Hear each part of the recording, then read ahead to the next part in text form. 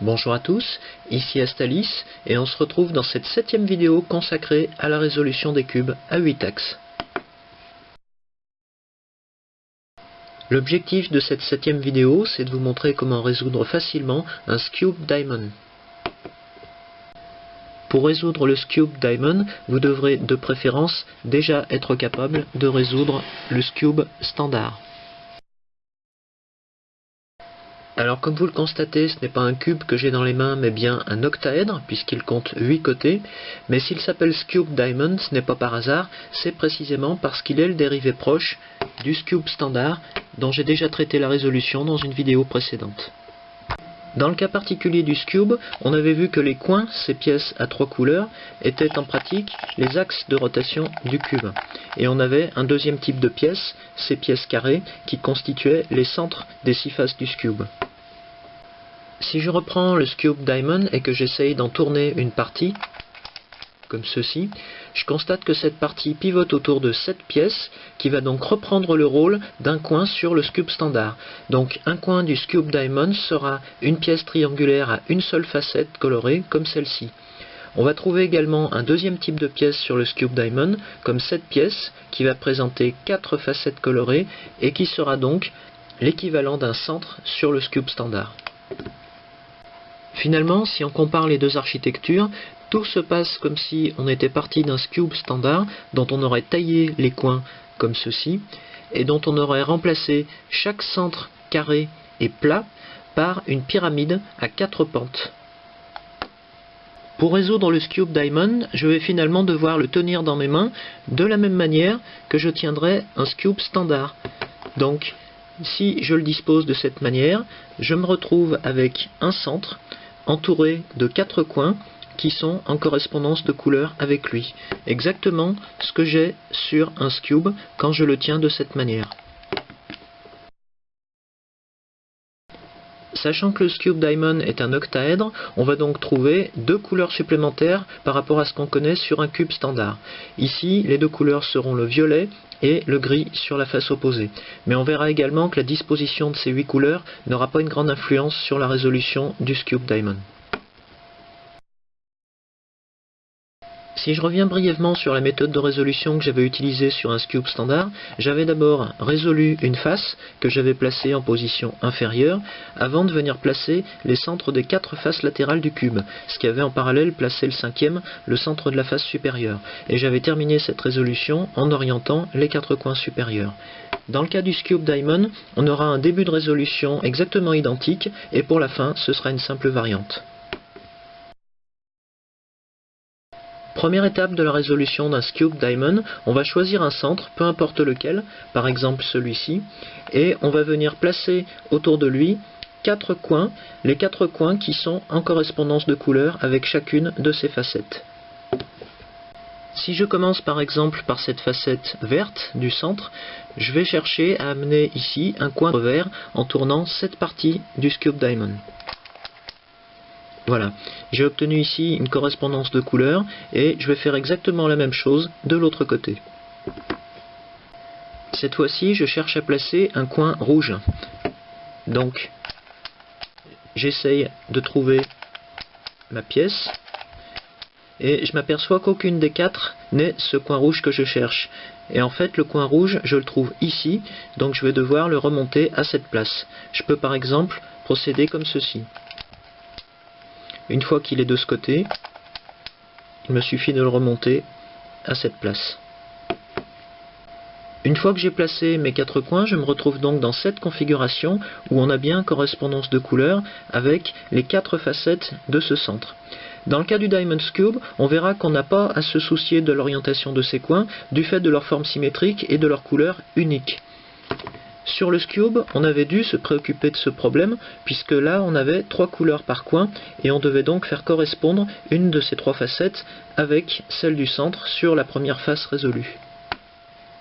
Maintenant que j'ai placé mes 4 coins autour de ce centre, je vais faire comme avec le Scube standard, je vais placer cet ensemble déjà résolu vers le bas, et je vais toujours le laisser vers le bas jusqu'à la fin de la résolution.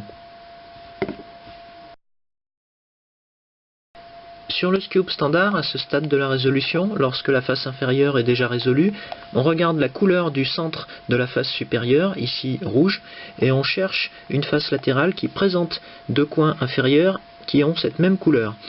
Et pour venir placer le centre rouge sur la face avant, on utilise cet algorithme. Bas droit, bas gauche, haut gauche et haut droit. Sur le Scube Diamond, on va reprendre exactement le même principe en gardant bien vers le bas la partie déjà résolue. Ici, on va regarder les couleurs des coins inférieurs et on va établir une comparaison avec les 4 couleurs qu'on trouve sur le centre supérieur. Ici, je m'aperçois que j'ai les couleurs vert et rouge sur le centre supérieur et j'ai bien un coin inférieur vert ici et un coin inférieur rouge sur la gauche, ce qui revient à dire que ce centre supérieur devrait se trouver ici dans l'état résolu du Diamond Cube. Je vais donc le descendre à cet emplacement en utilisant le même algorithme que sur le Cube standard. Donc bas droit, bas gauche, haut gauche et haut droit. Et je constate, en regardant les couleurs de ce centre, que je l'ai bien replacé à son emplacement définitif. Je continue en regardant les couleurs de mon nouveau centre supérieur, et en tournant le cube, je m'aperçois que j'ai ici les couleurs jaune et gris, que je retrouve sur deux coins inférieurs, puisque j'ai le jaune de ce côté et le gris ici. Donc je descends à nouveau ce centre sur la face avant.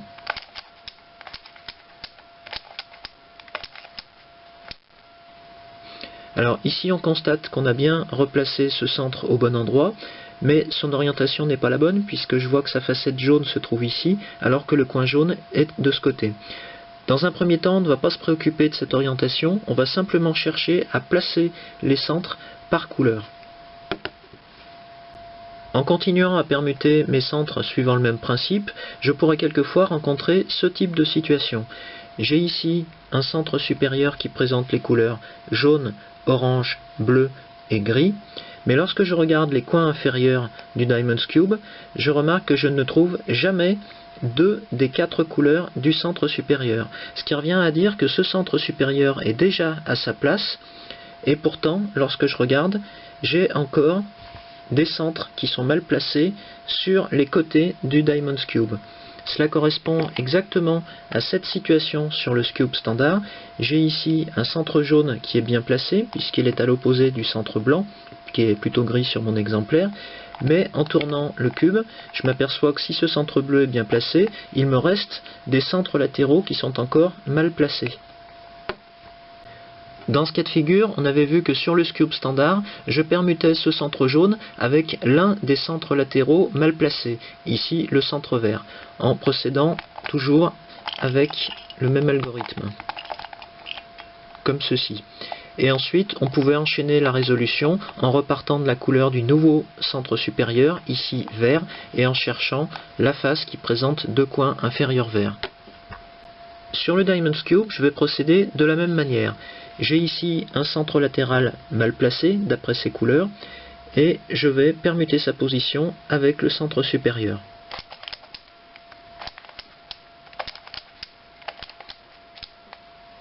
Voilà. Je me retrouve dans une nouvelle configuration où je peux à nouveau regarder les couleurs du centre supérieur et chercher sa place sur le cube. Après un certain nombre de permutations, on va arriver à un état où tous les centres du Diamond Cube seront bien placés. Ici, à l'évidence, c'est le cas de celui-ci, de celui-ci. Pour celui-ci, c'est un peu moins flagrant car son orientation n'est pas encore correcte, mais si on regarde ces 4 couleurs, c'est bien les bonnes. Et c'est le même cas pour ce centre.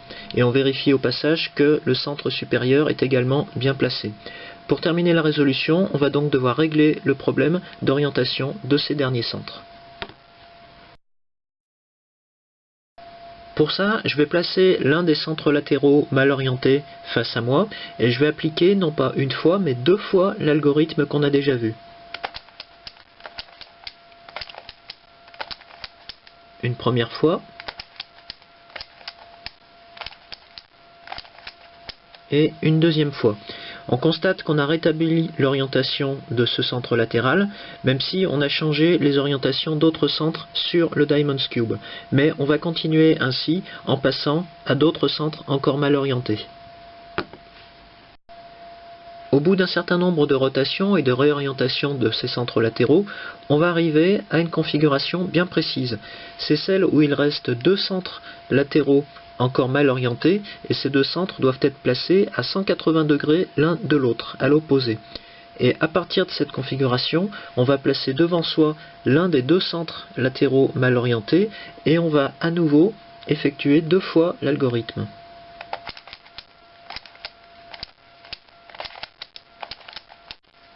Une première fois, une deuxième fois. Et à partir de cette nouvelle configuration, on va tourner le Diamond's Cube de 180 degrés, comme si on allait s'occuper du centre opposé, et on va effectuer à nouveau deux fois l'algorithme.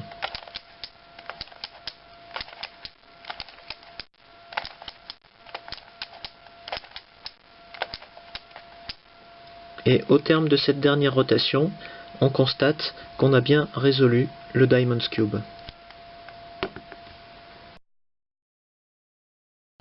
Maintenant que vous savez résoudre ce Skewed Diamond, et non pas Diamond's Cube comme je l'ai appelé par erreur au cours de sa résolution, je vous donne rendez-vous dans une prochaine vidéo pour la résolution d'un autre type de cube à 8 axes.